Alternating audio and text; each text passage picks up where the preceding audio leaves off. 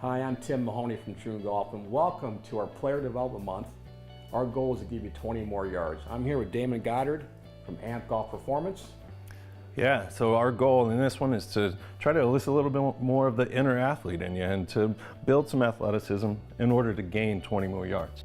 Yeah, as we talk about athletes, and I think the game of golf has changed, that's what you and I are trying to do, is change the culture of coaching. Yeah, right? Really changing the shape of the game. We look at it now, we got a lot of youthful athletic players right now. The golf ball doesn't curve as much because of technology.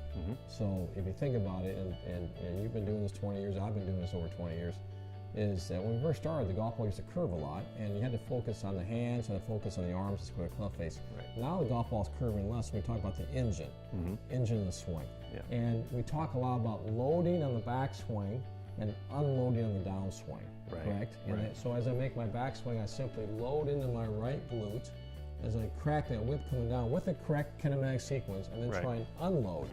And you know, the golfers that we're working with, anybody from a young person to a person in their 80s, they're in the gym, correct? Correct. And we've talked a lot about how the squat helps you identify, are you loading and unloading properly? Right. When I start to take a look at different squat patterns, what I'm essentially looking at if there's asymmetries, or if I can't even get into the squat or load.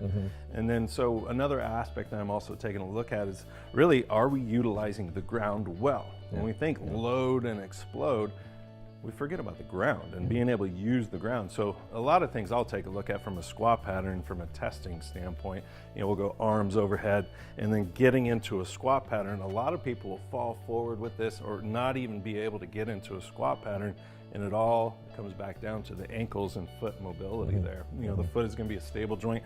The ankle needs to be a mobile joint.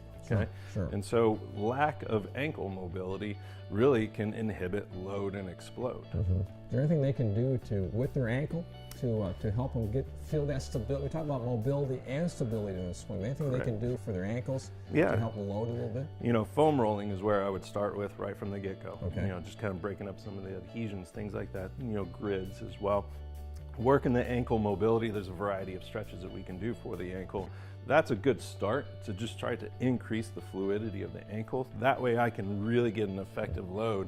And if I can't, you're going to have a lot of characteristics that come out of that. It's amazing. Every time you demonstrate the load, is the head actually drops a little bit in the backswing, doesn't it? And then as I make my downswing, I actually elevate. No, absolutely. So if golfers are trying to keep their head still, they're not loading, are they? No. Right. And a good point to make is the load and explode is all about a vertical thrust component. And the guys with really tall, high verticals are usually going to be the longest drivers. So the higher you can jump, the further we can hit it, correct? Yes. For 20 more yards.